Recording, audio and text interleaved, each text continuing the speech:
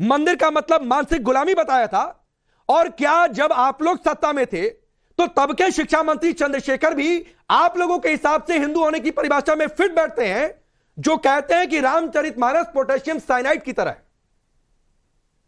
देखिए राकेश पांडे जी, हमको नाथूराम के विचार वालों से सर्टिफिकेट की आवश्यकता नहीं है। हम लोग महात्मा गांधी के विचारों पर चलने वाले लोग हैं, जो हे राम की परिकल्पना के साथ देश और समाज को बेहतर वातावरण के निर्माण की दिशा में उन्होंने कहा था, ईश्वर अल्लाह तेरो नाम सबको सन्मति दे भगवान। स्पष्ट दृष्टिकोण था, स्पष्ट सोच था। आज जिस तरह से महिमा मंडित कर रहे हैं लोग नाथूराम गोडसे का, वो केंद्र सरकार में मंत्री बने बैठे हैं और आप उनको ही। अरे एजाज भाई एक सिंपल सा सवाल पूछा था, सुनिए आप ही के पास हूं। आपने ये कहा कि सर्टिफिकेट नहीं चाहिए, तो भाई कल लालू यादव भी तो सर्टिफिकेट दे रहे थे ना प्रधानमंत्री नरेंद्र मोदी के हिंदुत्व को। सबसे पहले सुन लीजिए बयान। आप कह रहे थे सर्टिफिकेट नहीं चाहिए, तो पहले सर्टिफिकेट देना खुद भी बंद करना पड़ता है। सुनिए लालू यादव का बयान। और तुम हिंदू भी नहीं है,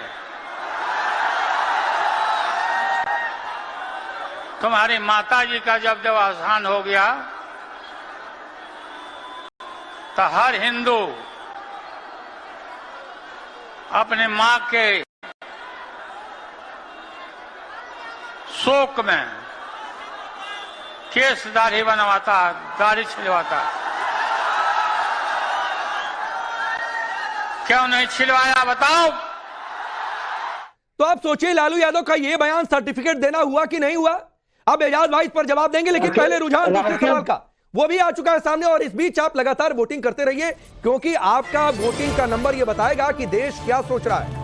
देखिए दूसरा सवाल था, क्या पीएम मोदी के विरोधी चुनावी हिंदू बन रहे हैं? 93.9% लोग, यानी करीब 94% लोगों ने ए विकल्प पर वोट किया है। वो मान रहे हैं कि हाँ बिल्कुल चुनावी हिंदू बनना है, जबकि ऐसा नहीं है। ये कहने वालों की तादाद है सिर्फ 5%।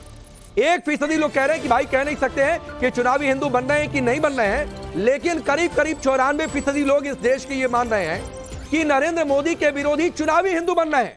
अगर वो हिंदुत्व की बात कर रहे हैं, अगर राम राज्य की बात कर रहे हैं, अगर राम की बात कर रहे हैं, तो ये सिर्फ चुनावों को देखते हुए कर रहे हैं। अब बोलिए एजाज भाई, दो बातें आपके सामने हैं। पहला तो सर्टिफिकेट, तो कल लालू यादव क्यों दे रहे थे?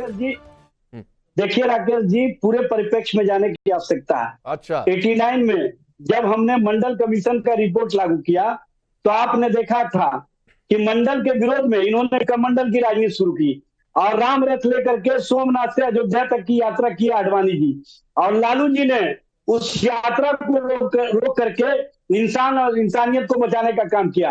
और उन्होंने स्पष्ट रूप से कहा कि भारत की संस्कृति है गंगा जमुनी, भारत में इंसान और इंसानियत को बचाने के लिए जो हमने काम किया है, वो स्पष्टता इस दृष्टिकोण से सोचने की आवश्यकता है कि अगर इंसान रहेगा, इंसानियत रहेगी, तभी मंदिर में घंटा भी बजाया जाएगा और मस्जिद में अजान भी होगी। अगर इंसान और इंसानियत नहीं रहेगा तो कहीं ना कहीं ये भारत जो अनेकता में एकता का मिसाल पूरे दुनिया में रहा है, उसकी संस्कृति समाप्त हो जाएगी, उसकी सोच समाप्त हो जाएगी। उस सोच को बचाने के लिए उन्होंने जो काम किया था वो स्पष्ट रूप से सामने आया। आज जब हमने जातीय गणना करा करके, अच्छा ठीक है, सिद्धार्थ यादव जवाब देना चाह रहे हैं, लेकिन देखिए एक रुझान और है। 60 की उम्र से ज्यादा के जो लोग हैं, यानी जो सीनियर सिटीजन हैं, उनकी राय क्या है? 97.9% लोग कह रहे हैं कि हाँ मोदी विरोधी चुनावी हिंदू बन रहे हैं। 2.3% लोग कह रहे हैं कि ऐसा नहीं है, और सिर्फ 0.5% लोग, यानी 1% लोग भी ऐसे नहीं है जो अपनी राय जाहिर नहीं कर सकते हैं। यानी देश की मैक्सिमम जनता जो सीनियर सिटीजन है, जिनको माना यह जाता है कि उन्होंने दुनिया देखी है, तजुर्बा उनके पास ज्यादा है, ज्यादा देश को देखा है, ज्यादा पॉलिटिकल सिस्टम को देखा समझा है, वो ये कह रहे हैं कि विरोधी चुनावी हिंदू बन रहे हैं। सिद्धार्थ यादव आप जवाब दीजिए, फिर मैं एजाज भाई तुरंत आपके पास आता हूं। राकेश जी, अगर आप एक प्रश्न और ऐड कर दें और ये पूछें कि आरजेडी की प्रवक्ता की बात कितनी बेतुकी थी, तो 100% लोग कहेंगे कि उनका जवाब बिल्कुल ना तार्किक बेतुका था, क्योंकि इनकी सीढ़ी अटक चुकी है। ये पुरानी जगह पे सीढ़ी अटका चुके हैं। अरे आप इस देश में आज देश जिस राह पे है, जो जिस स्थान पर है, आप वहां की बात मत करिएगा। क्यों नहीं जवाब दे पाए आप राकेश जी? सर्टिफिकेट बांटने वाले कौन होते हैं? कौन होते हैं लालू यादव में बताने वाले कि कौन हिंदू है कि कौन नहीं है?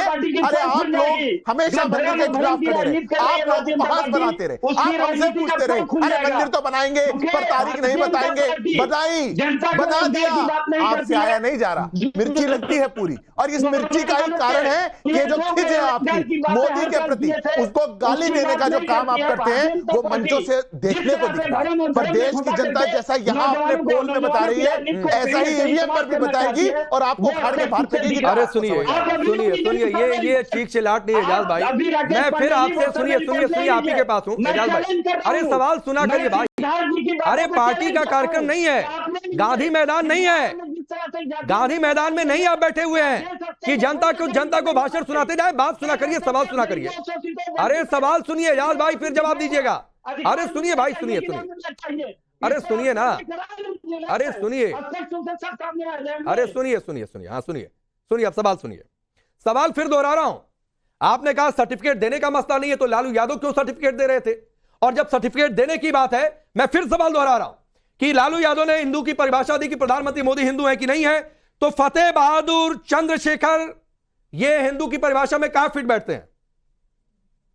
राकेश जी जो लालू जी ने कहा है उस संदर्भों को समझने की आवश्यकता है। अरे तो ठीक है ना, संदर्भ आप समझाइएगा। मैं पूछ रहा हूं, नहीं मैं पूछ रहा हूं उन्हीं संदर्भों के हिसाब से फतेह बहादुर और चंद्रशेखर कहां फिट बैठते हैं? भाजपा के प्रवक्ता बैठे हुए, धैर्य रखिए।